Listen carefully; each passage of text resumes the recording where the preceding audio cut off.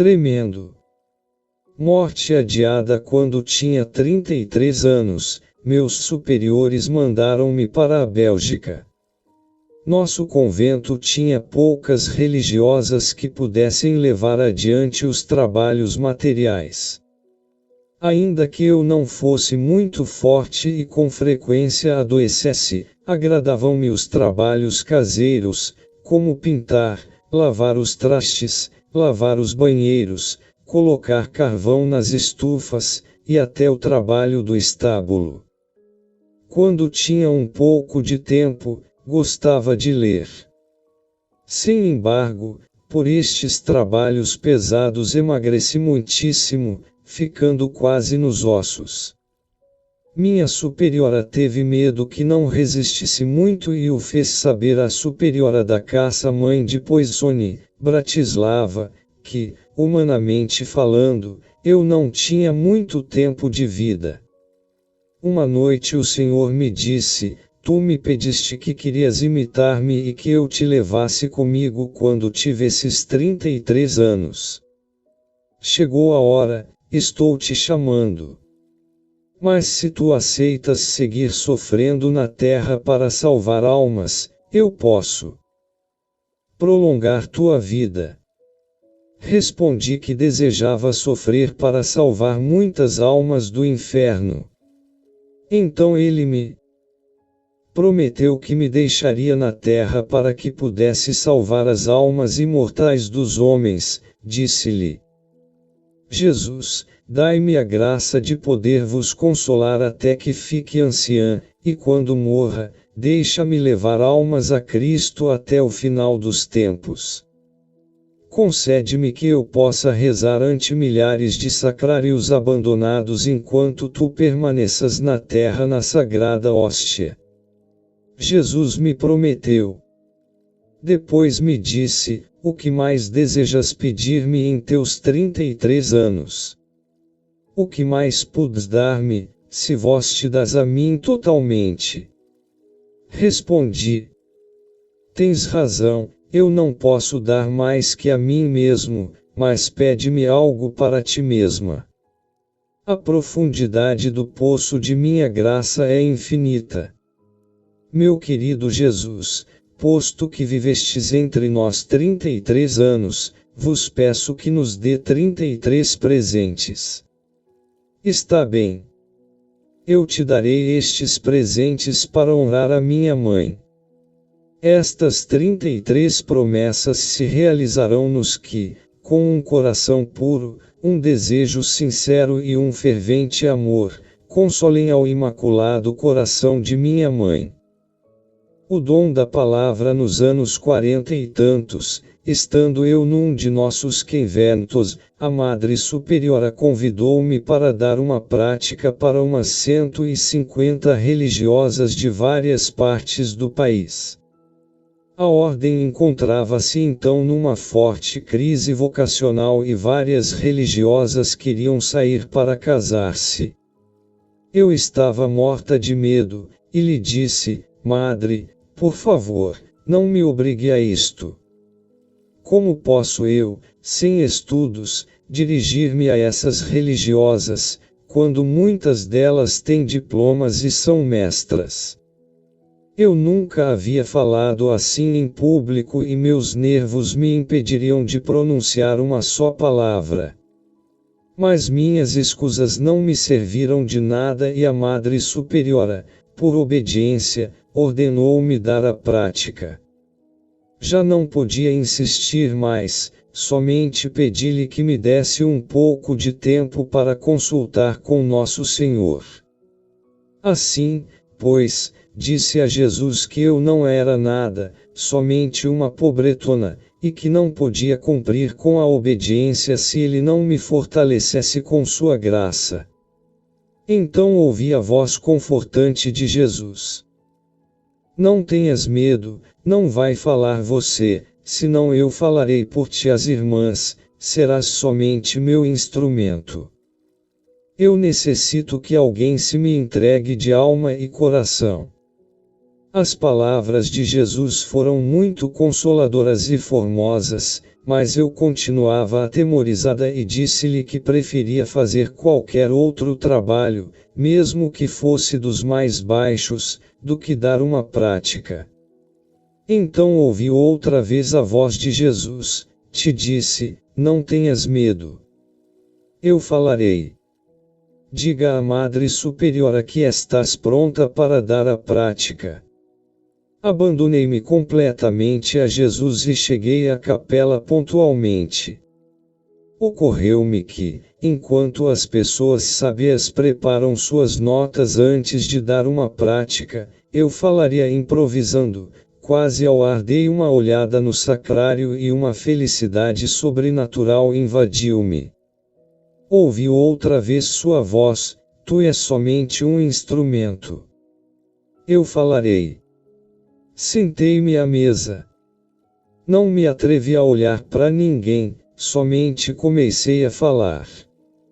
Fui como um instrumento musical nas mãos de meu Senhor Jesus, talvez um violino, cada som, cada palavra, todos os acordes rápidos da escala chegavam a tempo à minha alma.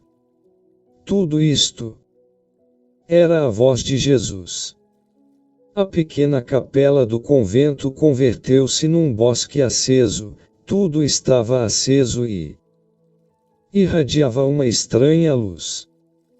Converti-me numa vasilha de doce bebida e eu fui a primeira em degustá-la.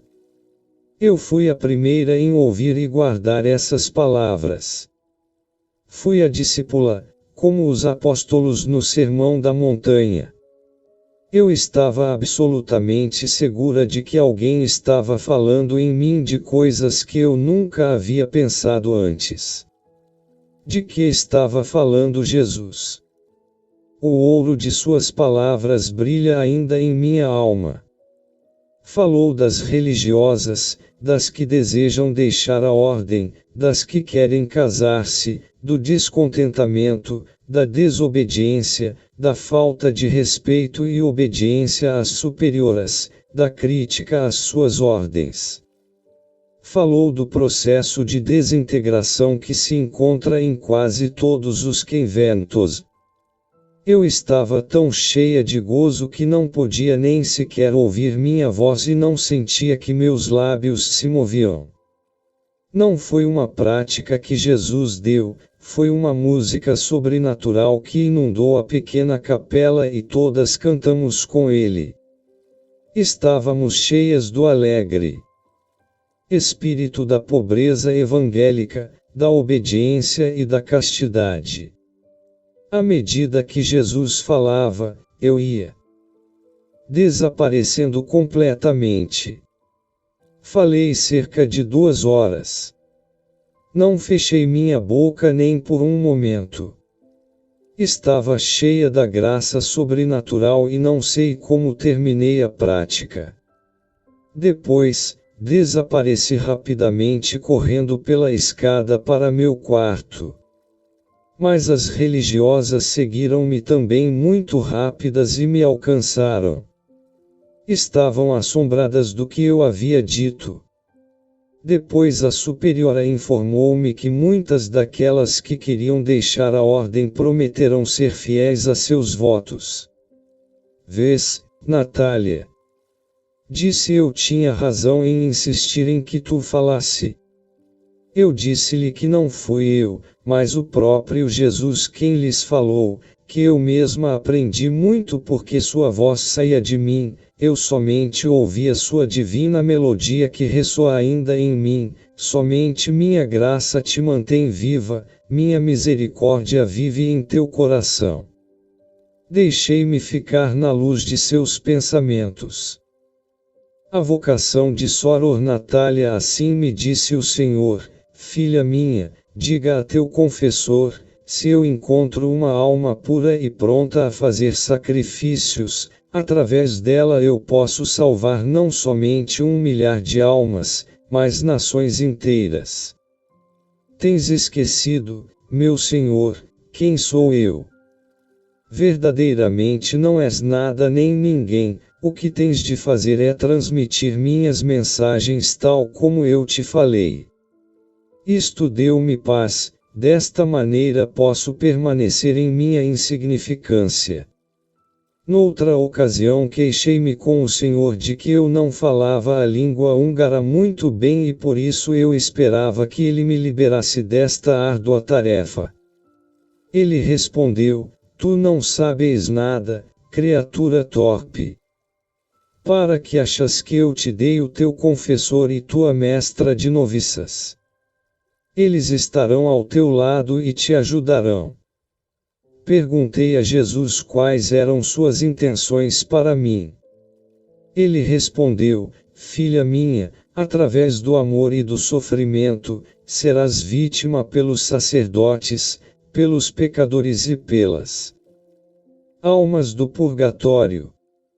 Esteja preparada para toda classe de sofrimentos por eles.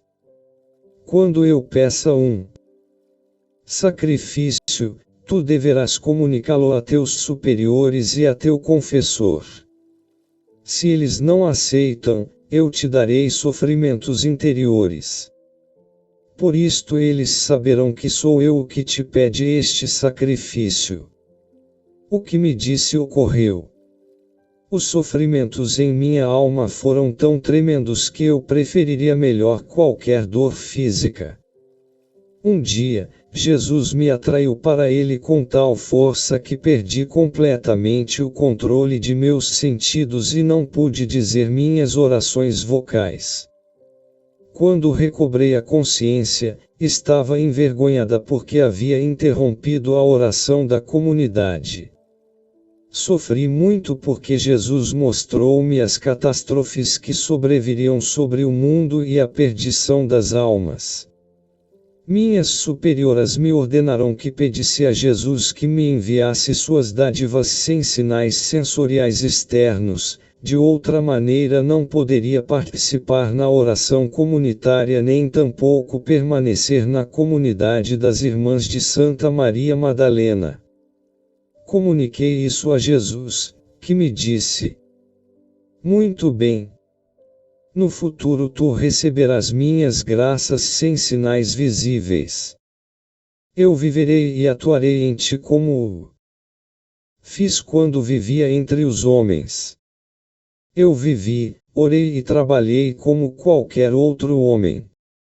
Enquanto passava o tempo com meu pai em êxtase, o mundo não se elevava. A missão que eu recebi de Jesus causou-me muito sofrimento. Quando queixei-me com Jesus, ele disse: Filha minha, eu salvei o mundo na cruz.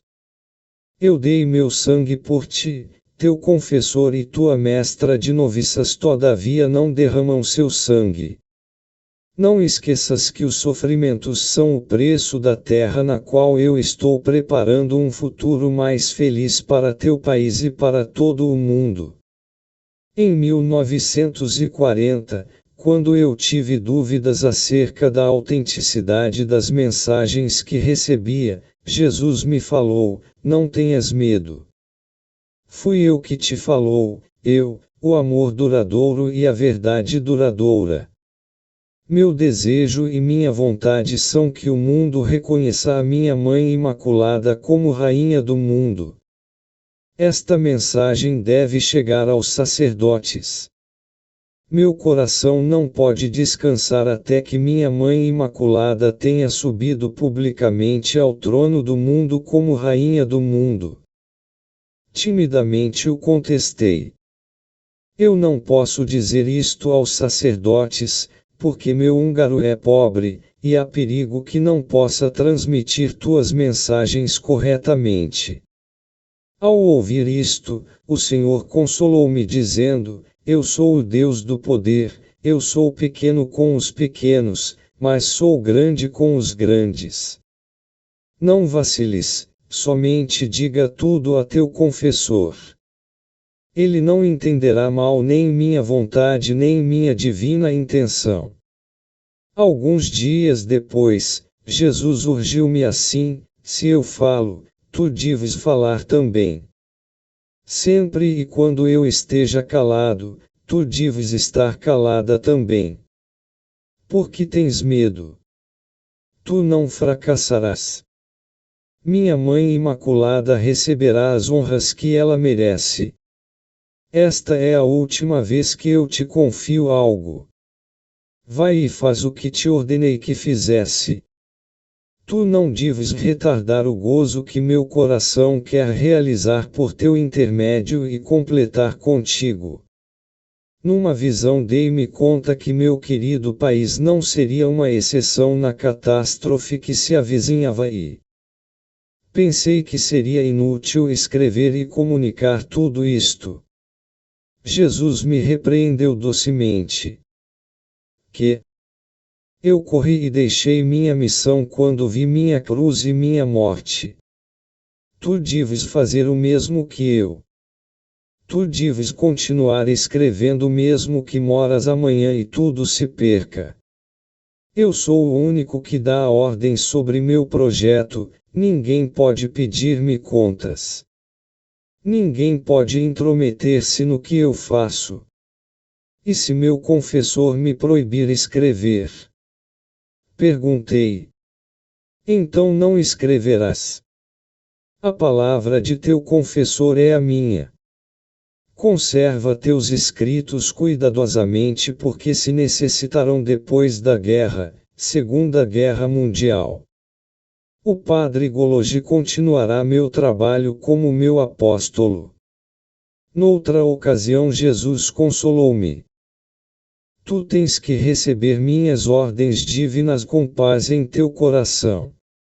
Encontrarás esta paz interior somente se enfocas teus pensamentos só em mim.